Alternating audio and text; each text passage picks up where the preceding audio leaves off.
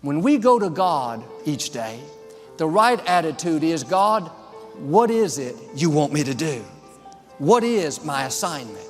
Not giving God orders, telling Him what to do, how to do it. Rather, God, show me the best path. Show me how to overcome this problem. Show me how to accomplish my dreams. God wants us to rely on Him, not some formula. Thinking, well, if I do this and do that and do the other, then God will bless me. If that's all it took, we wouldn't really need God. David understood this principle.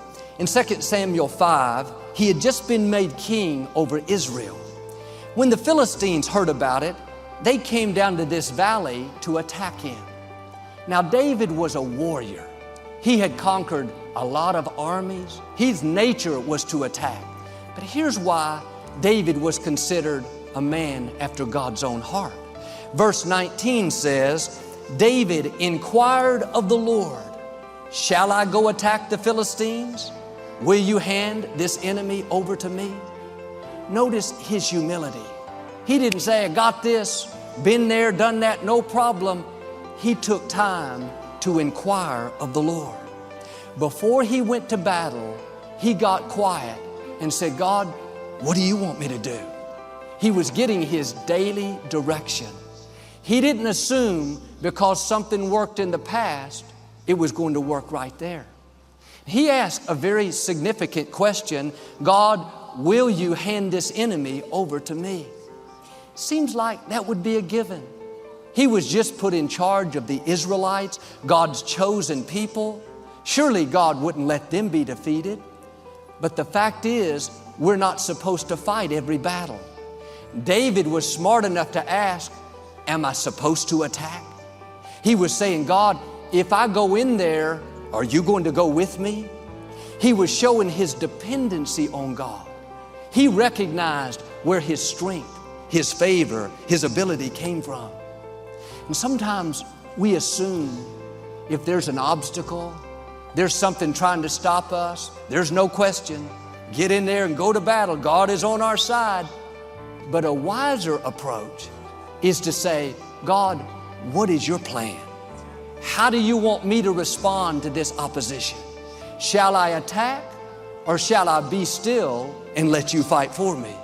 If I go in, God, are you going to go with me? We've all fought battles where we didn't come out the way we thought. Maybe it was because we didn't inquire of the Lord.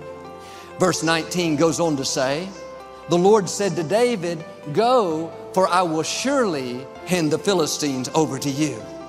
Once he got clear direction, once he knew he had God's blessing, he went down there and defeated the Philistines.